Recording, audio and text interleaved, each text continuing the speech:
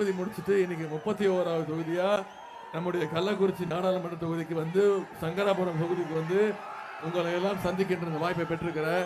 நான் நிச்சயம் சொல்றேன், 30 தொகுதியில முடிச்சு 31வது தொகுதி நிச்சயம். இந்த 31 தொகுதியிலையும் நம்முடைய மதச்சார்பற்ற முற்போக்கு கூட்டணி, திராவிட முன்னேற்ற தலைமையிலான கூட்டணி, நம்முடைய வெற்றி கூட்டணி, இந்தியா கூட்டணி வெல்ல போவது உறுதி. கரெக்ட் தானே? நிச்சயம் பண்ணி காட்டிட்டீங்கல்ல. இந்த கள்ளக்குறிச்சி நாடாளுமன்ற தொகுதியில நம்முடைய வெற்றி கூட்டணி, இந்தியா கூட்டணி சார்பாக போட்டியிடக்கூடிய கழக வெற்றி வேட்பாளர் டாக்டர் கலைஞருடைய அன்பையும் ஆசையும் பெற்ற டாக்டர் கலைஞருடைய அன்பு தம்பி, நம்முடைய தமிழக முதலமைச்சர் தலைவருடைய அன்பு தம்பி, அவருடைய அன்பை பெற்றவர். எல்லாத்தை விட முக்கியம், இங்க இருக்கக்கூடிய கள்ளக்குறிச்சி நாடாளுமன்ற தொகுதி மக்கள், சங்கராபுரம் தொகுதி மக்கள் உங்களுடைய வெற்றியையும் ஆதரவையும் பெற்றிருக்கக்கூடிய நம்முடைய வெற்றி வேட்பாளர் அண்ணன் திரு மலையரசன் அவர்களுக்கு உதயசூரியன் சின்னம், நம்முடைய வெற்றி சின்னம் உதயசூரியன் சின்னத்தில் வாக்களிக்கின்ற இந்த சிறப்பான ஏற்பாடை, இந்த சிறப்பான பிரச்சார நிகழ்ச்சியை ஏற்பாடு செய்திருக்கக்கூடிய மாவட்டத்துறை பொறுப்பு அமைச்சர் அண்ணன் திரு ஏவா வேலு அவர்களே, இந்த பிரச்சார கூட்டத்தை மிகச் சிறப்பாக ஒருங்கிணைத்துள்ள கள்ளக்குறிச்சி வடக்கு மாவட்ட கழக செயலாளரும் சட்டமன்ற உறுப்பினர், இன்னும் சொல்ல போனா நேற்று காலையில தான் முடிவாச்சு. நேற்று காலையில தான் இன்னைக்கு கள்ளக்குறிச்சிக்கு மாலையில பிரச்சாரத்துக்கு வருவோம்னு முடிவாகி 24 மணி நேரத்தில் இவ்வளவு மிக சிறந்த ஏற்பாடு, கிட்டத்தட்ட ஒரு பிரச்சார மாநாடு போல இவ்வளவு சிறப்பா ஏற்பாடு செய்யக்கூடிய ஒரே ஆற்றல் படைத்தவர் நம்முடைய மாவட்ட கழக செயலாளர், உங்களுடைய சட்டமன்ற உறுப்பினர் அண்ணன், என்னுடைய அன்பு அண்ணன் உதயசூரியன் அவர்களே.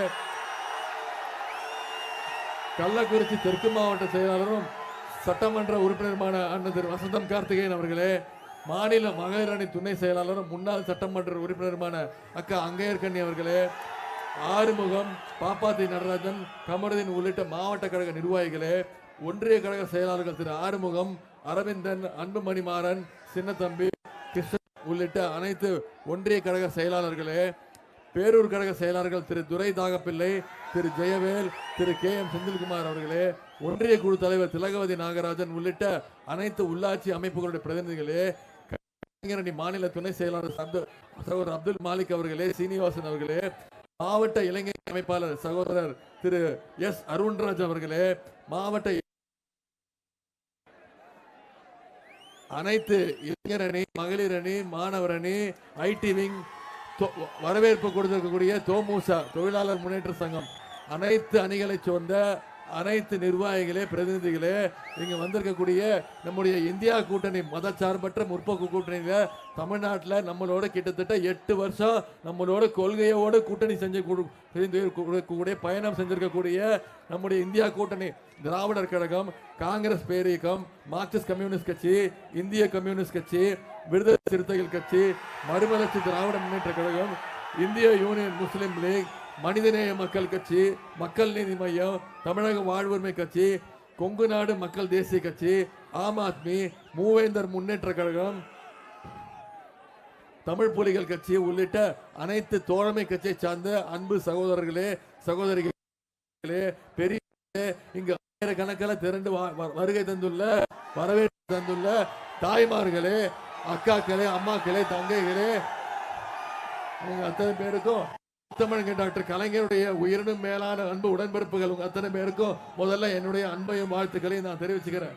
நான் இன்னைக்கு நம்முடைய வேட்பாளர் அண்ணன் மலையரசன் அவர்களுக்கு நம்முடைய கள்ளக்குறிச்சி நாடாளுமன்ற தொகுதிக்கு இங்க சங்கராபுரம் வருகை தந்து உங்களை எல்லாம் சந்திச்சு, நான் தயவு செய்து நீங்க எல்லாம் உதயசூரியன் சின்னத்துக்கு வாக்களிக்கணும், அவரை வெற்றி பெற செய்யணும் அப்படின்னு உங்களை கேட்கறதுக்காக நான் நினைச்சுக்கிட்டு வந்தேன். ஆனா இங்க வந்த பிறகுதான் தெரியுது, நீங்க எல்லாம் ஏற்கனவே முடிவு பண்ணிட்டீங்க. என்ன முடிவு பண்ணிட்டீங்க? தேர்தல் முடிவையே பண்ணிட்டீங்க. கௌதம் சிகாமணி, சகோதரர் கௌதம் சிகாமணி ஜெயிச்சார். அப்போ நம்ம எதிரணியினர்லாம் ஒன்னா சேர்ந்து வந்தாங்க. இந்த முறை நம்முடைய எதிரணியினர் பிரிஞ்சிருக்கிற மாதிரி நடிக்கிறாங்க. எனவே 4 லட்சத்துக்கு மேற்பட்ட வாக்குகள்ல நம்முடைய அண்ணன் மலையரசன் அவர்கள் ஜெயிக்க வைப்பீங்களா? நிச்சயம் பண்ணுவீங்களா? உறுதியா 100% பண்ணுவீங்க? இதே உணர்வு, இதே எழுச்சி, இதே வேகம், இதே உத்வேகம், இதே மாதிரி 8 நாள் இருந்தீங்கன்னா இன்னும் 8 நாட்கள் தான் இருக்கு. இந்த 8 நாட்களும் அடுத்த 8 நாட்களும் இதே பிரச்சார யுக்தியை மேற்கொண்டீங்கன்னா நிச்சயம் உதயசூரியன் ஜெயிக்க போறது உறுதி. அண்ணன் மலையரசன் அவர்கள் 4 லட்சம் வாக்கு வித்தியாசத்தில் ஜெயிக்க போறது உறுதி. செய்வீங்களா? ஏப்ரல் எந்த சின்னம் முடிவு பண்ணிட்டீங்களா? ஆனா இந்த கொடியை கொஞ்சம் இறக்குங்களா, கொடியை கொஞ்சம் மடிச்சு வைங்க. எந்த சின்னம் முடிவு பண்ணிட்டீங்களா? எந்த சின்னம்? சத்தமா சொல்லுங்க. எந்த சின்னம்? கையை தூக்கி காட்டுங்க. எந்த சின்னம்? உதயசூரியன் சின்னத்துல ஏப்ரல் 19ஆம் தேதி வாக்குச்சாவடிக்கு போனீங்கன்னா உங்களுக்கு ரொம்ப ரொம்ப தேர்தல் வாக்கு பெட்டியில 2வது இடத்துல அண்ணன் மலையரசனோட பேர் இருக்கும். அவருக்கு பக்கத்துல நம்முடைய வெற்றி சின்னம் உதயசூரியன் சின்னம் இருக்கும். அதுக்கு பக்கத்துல ஒரு பட்டன் இருக்கும். இருங்க, பேசி முடிச்சிருங்க. அதுக்கப்புறம் அது அந்த உதயசூரியன் சின்னம் பக்கத்துல ஒரு பட்டன் இருக்கும். அந்த பட்டன்ல நீங்க அமுக்குறீங்கன்னா அதுக்கு பேர் தான் நீங்க போடுறீங்கல்ல ஓட்டு, அதுதான் மோடிக்கு வைக்கிற வேட்டு. வைக்கணுமா வேணாமா? ஏன்னா அவர் மட்டும் தொடர்ந்து நமக்கு வேட்டு வச்சுக்கிட்டே இருக்காருல்ல. நாம அப்பப்போ அவருக்கு ஞாபகப்படுத்தணும்ல, தமிழ்நாடுன்ற ஒரு மாநிலம் இருக்கு, நாங்க இங்க சுயமரியாதையோட வாழ்ந்துகிட்டு இருக்கோம், நாங்க சமூக நீதியோட வாழ்ந்துகிட்டு இருக்கோம்னு அப்பப்ப ஒன்றிய பிரதமர் மோடிக்கு நம்ம வேட்டு வைக்கணுமா வேணாமா? நான் ஒண்ணு கேட்கிறேன். மிக்ஜாம் புயல் வந்ததே, வந்து எட்டி பார்த்தாரா? கொரோனா வந்ததே எட்டி பார்த்தாரா? 6 மாசம் கோவிட்ல எல்லாரையும் சிறைப்படுத்தி வச்சாரு. எல்லாரையும் வீட்டை விட்டு வெளில வரக்கூடாது, யாரையாவது வீட்டை விட்டு வெளில வந்தீங்கன்னா கைது செய்வேன்னு சொல்லி 6 மாசம் எந்த வேலையும் பார்க்க கூடாதுன்னு வீட்டுக்குள்ள அடைச்சு வச்சார். ஞாபகம் இருக்கா? வந்து ஆறுதல் சொன்னாரா? இழப்பீடு தொகை கொடுத்தாரா? மிக்ஜாம் புயல் வந்தது வந்தாரா? டெல்டா பகுதியில் கஜா புயல் அடிச்சது வந்தாரா? நம்முடைய கல்வி உரிமையை பறிச்சு 22 உயிர்கள் அரியலூர் மாவட்டத்தில் அனிதால ஆரம்பிச்சு இன்னைக்கு சென்னையில ஜெகதீசன் அவருடைய தந்தை செல்வசேகர் குடும்பத்தை 23 குழந்தைகளை 22 குழந்தைகள் இருந்திருக்கோம். ஒரு குடும்பத்தையே நீட் தேர்வு எழுந்திருக்கோம். வந்து ஆறுதல் சொன்னாரா? இப்ப மட்டும் வராரு. ஏன் வராரு? நம்மளெல்லாம் பார்த்தா அவருக்கு இழிச்சவாய் மாதிரி தெரியுது. நம்ம என்ன பண்ணோம்? நாம அவரை இழிச்சவாய் ஆக்கணும். பண்ணுவீங்களா? நம்முடைய அதே போல இன்னொரு வித்தியாசத்துக்கு இன்னொரு விஷயத்துக்கு நான் நன்றி சொல்லணும். 2021 சட்டமன்ற தேர்தலில் நம்முடைய கழக வேட்பாளர் அண்ணன் உதயசூரியன் அவர்களுக்கு வாக்கு கேட்டு நான் வந்திருந்தேன். நீங்க நிச்சயம் அவரை வெற்றி பெற செய்வேன்னு எனக்கு உறுதிமொழி கொடுத்தீங்க. நீங்க சொன்ன காப்பாத்திட்டீங்க. கிட்டத்தட்ட 46,000 வாக்கு வித்தியாசத்தில் அவரை மிகப்பெரிய வெற்றியை பெற்று கொடுத்தீங்கன்னா அதற்கு இங்க வந்திருக்கக்கூடிய கழகத்தினர், கழக நிர்வாகிகள், தோழமை கட்சியை சேர்ந்த தம்பிகள், நீங்க அத்தனை பேர் தான் காரணம். நீங்க இல்லாம அந்த வெற்றி கிடையாது. அதற்கு ஒரு முறை அல்ல, 2 முறை அல்ல, 100 முறை நான் நன்றி சொல்ல கடமைப்பட்டிருக்கிறேன். அதே மாதிரி நம்முடைய சங்கராபுரம் சட்டமன்றத்துக்கு உங்களுடைய சட்டமன்ற உறுப்பினர் செஞ்சிருக்கக்கூடிய பணிகள், கள்ளக்குறிச்சி முதல் சங்கராபுரம் வழியாக மூங்கல் துறைப்பட்டு வரை ரூபாய் 126 கோடி ரூபாய் மதிப்பீட்டில் 4 வழிச்சாலை 4 வே அமைக்கும் பணி இப்பொழுது நடைபெற்று வருகிறது. சங்கராபுரம் அரசு தொழிற்பயிற்சி நிலையத்தில் டாடா டெக்னாலஜிஸ் நிறுவனம் 35 கோடி ரூபாய் மதிப்பீட்டில் புதிய தொழில்நுட்ப மையம் அமைக்கப்பட்டுள்ளது. சங்கராபுரம் சட்டமன்ற தொகுதிக்குட்பட்ட பல்வேறு பகுதிகளில் 35 கோடி ரூபாய் மதிப்பீட்டில் 12 உயர்மட்ட மேம்பாலங்கள் கட்டப்பட்டு வருகின்றது. இதெல்லாம் இந்த 3 வருஷங்கள்ல உங்களுடைய சட்டமன்ற உறுப்பினர் முதலமைச்சர்கிட்ட சொல்லி செஞ்சிருக்கக்கூடிய பணிகள். சில பணிகள் மட்டும்தான் சொல்லியிருக்கிறேன். அதே நேரத்தில் வாக்குறுதிகள் நம்முடைய தலைவர் அவர்கள் எப்பவுமே முத்தமிழர் கலைஞர் அவர்கள் சொல்வார், தேர்தல் வாக்கியை வெளியிட்டு சொல்வதை செய்வோம், செய்வதைத்தான் சொல்வோம்னு செஞ்சு காட்டின தலைவர் டாக்டர் கலைஞர். அவர் வழியில வந்த நம்முடைய தலைவர் திரு முத்துவேல் கருணாநிதி ஸ்டாலின் அவர்களும் கண்டிப்பாக சொல்வதை செய்வார், செய்வதைத்தான் சொல்வார். அவர் சொல்லியிருக்கக்கூடிய சில வாக்குறுதிகளை மட்டும் அண்ணா பேசிக்கிட்டு இருக்கேன் நான், இருந்தேன் தயவு செய்து அவர் சொன்ன வாக்குறுதிகள் சில மட்டும் இங்க நினைவுபடுத்த விரும்புகிறேன். சங்கராபுரத்துல அரசு கலை கல்லூரி சீக்கிரம் கொண்டுவரப்படும். சங்கராபுரத்துல அனைத்து காவல் நிலையம் அமைக்கப்படும். கல்வராய மக்கள் பயிர் முறையான பட்ட கோயில்கள் மக்கள் பயன்பாடு சின்ன சேலம் பகுதியில் கொண்டு வரப்படும். அவர்கள் இருக்கக்கூடிய தேர்தல் வாக்குறுதி. இது மட்டும் இல்ல, நம்முடைய இந்தியா கூட்டணி ஜெயிச்சதுன்னா அதற்கும் தேர்தல் வாக்குறுதி கொடுத்திருக்கார் தலைவர் அவர்கள். 4 நாட்களுக்கு முன்பு 3 நாட்கள் முன்பு காங்கிரஸ் பேர் இயக்கம் அவங்களும் நம்முடைய தேர்தல் வாக்குறுதிகளை வழிமொழிஞ்சிருக்கிறாங்க. என்னென்ன வாக்குறுதி நான் சொல்லிடுறேன். பெண்கள் வந்திருக்கீங்க, மகளிர் இவ்வளவு வந்திருக்கீங்களே, 2014ஆம் ஆண்டு 10 வருஷத்துக்கு முன்னாடி கேஸ் சிலிண்டர் விலை எவ்வளவுமா? 450 ரூபாய். இப்ப கேஸ் சிலிண்டர் விலை எவ்வளவுமா?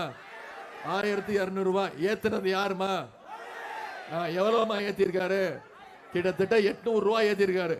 இப்போ உங்களை ஏமாத்தணும்னு தேர்தல் வருது நாடகம் ஆடி 100 ரூபாய் கம்மி பண்றேன்னு போய் சொல்லியிருக்காரு. பரிசு மழைன்னு சொல்லியிருக்காரு. ஏமாந்துருவீங்களா? ஆனா நம்ம தலைவர், கழக தலைவர் ஒரு தேர்தல் வாக்குறுதி கொடுத்திருக்கிறார்.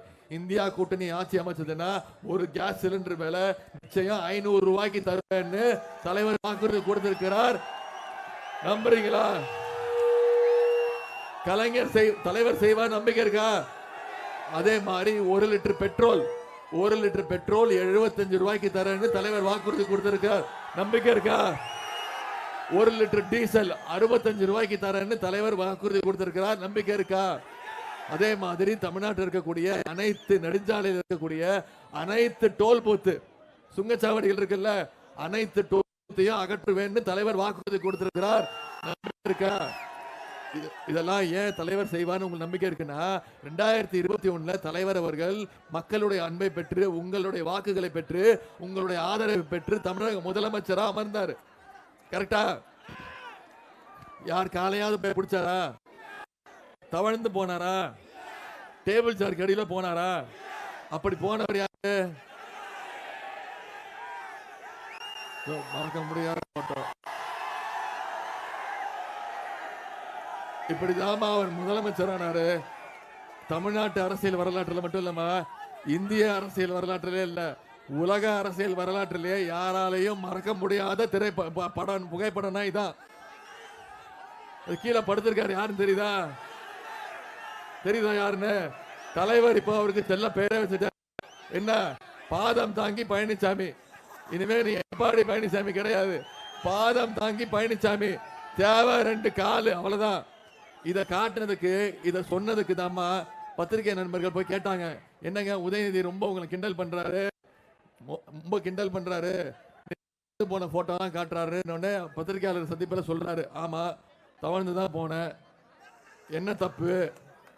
நடுவில் 3 சேர் இருந்தது, அதுக்கு பக்கத்தில் ஒரு டேபிள் இருந்தது, அப்புறம் அந்த அம்மா காலை போய் நான் எப்படி பிடிப்பேன்? தவழ்ந்து போனதானே பிடிக்க முடியும் அப்படின்றாரு. இப்படி சசிகலா அம்மாவுடைய காலை பிடிச்சி முதலமைச்சராகி அந்த அம்மாவுக்கு மட்டும் இல்லாம ஒட்டுமொத்த தமிழ்நாட்டு மக்களுக்கு மட்டும் இல்லாம இந்திய மக்களுக்கே ஒரு நம்பிக்கை துரோகம் செஞ்சவர்னா திரு பாதம் தாங்கி பழனிசாமி தான். ஒன்றிய அரசு கொண்டு வந்த அனைத்து திட்டங்களையும் ஆதரிச்சு, அது மக்கள் விரோத திட்டங்கள் தான் அனைத்துமே, சிஏஏ சட்டமா இருக்கட்டும், நீட் தேர்வா இருக்கட்டும், அனைத்து திட்டங்களையும் கொண்டு வந்து அதை ஆதரிச்சு ஓட்டு போட்டு தமிழ்நாட்டு மக்களுக்கு மிகப்பெரிய துரோகத்தை செஞ்சவர் திரு பாதம் தாங்கி பழனிசாமி. இப்போ நம்முடைய தலைவர் அவர்கள் உங்களுக்கு தெரியும் 2021 ஆட்சி அமைச்சாரு. ஆட்சி அமைச்சு முதல் வாக்குறுதி என்ன? முதல் நாள் முதலமைச்சர் நாற்காலில் உட்கார்ந்து 5 கையெழுத்து போட்டார். முதல் கையெழுத்து என்ன போட்டாரு? தேர்தல் வாக்குறுதியில் அவர் சொன்ன வாக்குறுதி, பெட்ரோல் விலையை நான் 3 ரூபாய் கம்மி பண்றேன்னு சொன்னாரு. பண்ணாரா இல்லையா? முதல் நாள் ஆட்சி ஏற்ற முதல் நாளே பண்ணாரு. அதே மாதிரி மகளிருக்கு கட்டணமில்லா பேருந்து வசதி திட்டத்தை கொடுப்பேன்னு சொன்னாரு. பண்ணாரா இல்லையா? ஒவ்வொரு மகளிரும் ஒவ்வொரு மாசம் கிட்டத்தட்ட 900 ரூபாய் சேமிக்கிறாங்க. இப்ப எங்க பார்த்தா பிங்க் பஸ் தான். நீங்க பார்த்துருப்பீங்க. இப்ப கிட்டத்தட்ட மக்களும் மகளிரும் அது பிங்க் பஸ்ன்னு கூப்பிடுறது இல்ல, தலைவர் பேரை சொல்லி ஸ்டாலின் பஸ் தான் கூப்பிடுறாங்க. அந்த அளவுக்கு அந்த திட்டம் வெற்றி பெற்றிருக்கு. இப்ப அந்த திட்டத்தை, மகளிருக்கு கட்டணமில்லா பேருந்து திட்டத்தை, நம்முடைய பக்கத்து மாநிலம் கர்நாடகா மாநிலம் அந்த திட்டத்தை விரிவுபடுத்தி இருக்கு. இதுக்கு பெயர் தான் திராவிட மாடல் அரசு. மொத்தம் 465 கோடி பயணங்களை மகளிர் மேற்கொண்டிருக்காங்க. இந்த கள்ளக்குறிச்சி மாவட்டத்தில் மட்டும் மகளிர் 6 கோடி பயணங்களை மேற்கொண்டிருக்கிறாங்க. அதே மாதிரி புதுமை பெண் திட்டம், பெண்கள் படிக்கணும், பள்ளிக்கூடத்துக்கு வந்து படித்தா மட்டும் பத்தாது, கல்லூரிக்கு போகணும், கல்லூரியில் படித்தா மட்டும் பத்தாது, வேலைக்கு போகணும், சொந்த காலில் நிற்கணும்னு தலைவர் புதுமை பெண் ஒரு திட்டம், அதாவது அரசு பள்ளியில் படித்து கல்லூரிக்கு போய் படித்தா ஒவ்வொரு குழந்தைக்கும் ஒவ்வொரு மாணவிக்கும் மாதம் 1000 ரூபாய் கல்வி ஊக்கத்தொகையாக தலைவர் 3 லட்சம் மாணவிகளுக்கு ஒரு வருஷம் வழங்குறாரு. இந்த வருஷம் மட்டும் கள்ளக்குறிச்சி மாவட்டத்தில் மட்டும் 4000 மாணவிகள் மாதம் மாதம் கல்வி ஊக்கத்தொகையாக 1000 ரூபாய் பெற்றிருக்கிறாங்க. அதே மாதிரி இன்னொரு திட்டம், இது இந்தியாவிலே நம்முடைய தலைவர் நம்முடைய முதலமைச்சர் தான் முதல்ல ஆரம்பிச்ச திட்டம். அதுதான் முதலமைச்சருடைய காலை உணவு திட்டம். நீங்க குழந்தைங்களை 1ஆம் வகுப்புல இருந்து 5ஆம் வகுப்பு வரை படிக்கக்கூடிய குழந்தைங்களை பள்ளிக்கூடத்துக்கு அனுப்பிச்சா போதும், காலையில தரமான உணவை நான் கொடுக்கிறேன், அதன் பிறகு கல்வியை நான் கொடுக்கிறேன்னு நம்முடைய முதலமைச்சர் ஆரம்பிச்சு வச்ச திட்டம் தான் இந்தியாவிலே முறையா முதலமைச்சர் காலை உணவு திட்டம். இப்போ பெற்றோர்கள் வாழ்த்தி அனுப்புறாங்க, தைரியமா அனுப்புறாங்க, என் குழந்தைய பார்த்துக்க நம்முடைய முதலமைச்சர் இருக்கிறாரு, என் குழந்தைக்கு தரமான சாப்பாடு கொடுத்து கல்வி கத்து கொடுக்க நம்முடைய திராவிட மாடல் அரசு இருக்குன்னு. இப்ப எல்லாரும் கேட்கறாங்க இல்லமா, அது என்னங்க புதுசா சொல்றீங்க திராவிட மாடல் அரசு திராவிட மாடல் அரசுன்னு? நான் சொல்லட்டுமா திராவிட மாடல் அரசுனா என்னன்னு? இப்போ இந்த முதலமைச்சர் காலை உணவு திட்டம் இருக்குல்ல, இத தெலுங்கானா மாநிலம் கர்நாடக மாநிலத்துல பிரிவுபடுத்திருக்கிறாங்க. இப்படி நம்மளுடைய திட்டத்தை பார்த்து மற்ற மாநிலங்கள்லாம் விரிவுபடுத்துறாங்கல்ல, மற்ற மாநிலங்களுக்கு எடுத்துக்காட்டா இருக்கும்ல, இதுக்கு பேர் தான் திராவிட மாடல் அரசு, இதற்கு பெயர் தான் நம்முடைய முதலமைச்சருடைய பெருமை. அது மட்டும் இல்லமா, தமிழ்நாட்டில் மட்டும் இல்ல, கனடா நாடு இருக்கு, இந்தியாவில் மட்டும் இல்ல, கனடா நாடு தெரியுமா? அமெரிக்கா பக்கத்தில் இருக்கு நாடு, ஒரு கனடா நாடு மிகவும் வளர்ச்சி அடைஞ்ச நாடு. அங்க அந்த நாட்டினுடைய பிரதமர், அவர் பேர் ஜஸ்டின் ட்ரூடோ, அவர் 2 நாளுக்கு முன்பு பேட்டி கொடுத்திருக்கிறாரு. இந்த முதலமைச்சர் காலை உணவு திட்டம் மிக சிறப்பான திட்டம், அதனால கனடா நாட்டில் நான் முதலமைச்சர் காலை உணவு திட்டத்தை விரிவுபடுத்துறேன்னு கனடா நாட்டு பிரதமர் சொல்லியிருக்கிறார். இதுக்கு பேர் தாமா திராவிட மாடல் அரசு. எல்லாருக்கும் எடுத்துக்காட்டா இருக்கும்ல, நம்ம திட்டங்களை பார்த்து மற்ற மாநிலங்களை செயல்படுத்துறாங்கல்ல, அதுக்கு பேர் தான் திராவிட மாடல் அரசு. இப்போ அந்த கள்ளக்குறிச்சி மாவட்டத்தில் மட்டும் தினமும் இந்த முதலமைச்சர் காலை உணவு திட்டத்தில் தினமும் திங்கட்கிழமை முதல் வெள்ளிக்கிழமை வரை 54,000 மாணவர்கள் திட்டத்தில் சாப்பிடுறாங்க. 54,000 மாணவர் திட்டத்தின் மூலம் பயன்படுறாங்க.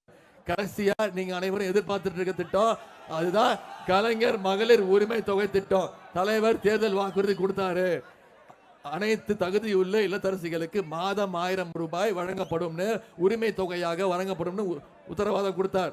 கடும் நிதி நெருக்கடி மத்தியிலையும் நம்முடைய தலைவர் சென்ற செப்டம்பர் மாசம் ஆரம்பிச்சு இந்த மாசம் வரைக்கும் மாசம் 15ஆம் தேதியானா டான்னு அந்த 1,16,00,000 மகளிருக்கு மகளிர் உரிமை தொகை மாசம் 1000 ரூபாய் அவங்களுடைய பேங்க் கணக்கில் வரவு வைக்கப்படுகிறது. இதுல விண்ணப்பிச்சவங்க 1,60,00,000 பேர். 1,60,00,000 பேர்ல வெரிஃபிகேஷன் செய்யப்பட்டு சரிபார்க்கப்பட்டு இப்போ வரைக்கும் 1,16,00,000 மகளிருக்கு இந்த திட்டம் வழங்கப்படுகிறது. விரைவில் இது சரி செய்யப்பட்டு சின்ன சின்ன குறைகள் இருக்கு, வெரிஃபிகேஷன் செஞ்சு நம்முடைய முதலமைச்சர் அவர்கள் கண்டிப்பாக தகுதியுள்ள அனைத்து இல்லத்தரசிகளுக்கும் இந்த 1000 ரூபாய் கலைஞர் மகளிர் உரிமை திட்டத்தை நிச்சயம் கொடுப்பார். நம்பிக்கை இருக்கா? இதெல்லாம் நம்ம ஒரு பக்கம் நம்முடைய சாதனைகளை சொல்லிட்டு இருக்கோம், நாம என்னென்ன பண்ணியிருக்கோம், நாம என்னென்ன பண்ணிட்டு இருக்கோம், என்னென்ன திட்டங்கள் செஞ்சிருக்கோம் அப்படின்னு. ஆனா ஒன்றிய பிரதமர் திரு மோடி அவர்கள் தமிழ்நாட்டுக்கு ஏதாவது பண்ணாரா? 2019ஆம் ஆண்டு வந்தாரு, தேர்தல் நேரம் ஜனவரி மாசம் 27ஆம் தேதி வந்து 27ஆம் தேதி வந்து என்ன பண்ணாரு? திரு மோடி அவர்களும் திரு எடப்பாடி பழனிசாமி அவர்களும் மதுரையில ஒன்றிய அரசு நிதியில எய்ம்ஸ் மருத்துவமனை கொண்டு வர போறேன்னு சொன்னாங்க. ஞாபகம் இருக்கா? ஒரே ஒரு கல்லுதமா வச்சாங்க, இந்த கல்லுதான், ஒரே ஒரு கல்லை மட்டும் வச்சுட்டு இதான் எய்ம்ஸ் மருத்துவமனைன்னு சொல்லிட்டு போயிட்டாங்க. வச்சது ஒரு கல், அதை நான் பிடிங்கிட்டு வந்துட்டேன். இப்ப கல்லை காணும்னு தேடிட்டு இருக்காங்க. நான் சொல்லிட்டேன், நீங்க மருத்துவமனையை கட்டி முடிக்கிற வரைக்கும் நிச்சயமா நான் கல்லை திருப்பி தரமாட்டேன் அப்படின்னு. ஆனா பாருங்கம்மா, தமிழ்நாட்டில் வந்து அடிக்கல் நாட்டினது 2019ஆம் ஆண்டு.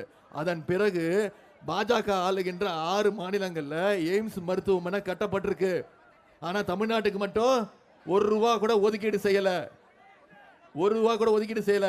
இப்போ ஒன்றிய பிரதமர் மோடி இருக்கார்ல, அவருக்கு நான் ஒரு செல்லமா ஒரு பேர் வச்சிருக்கேன். நீங்க இனிமே அத்தனை பேரும் அந்த பேரை சொல்லி தான் கூப்பிடணும்னு உங்களை எல்லாம் கேட்டுக்கிறேன். சரியா? கூப்பிடுறீங்களா?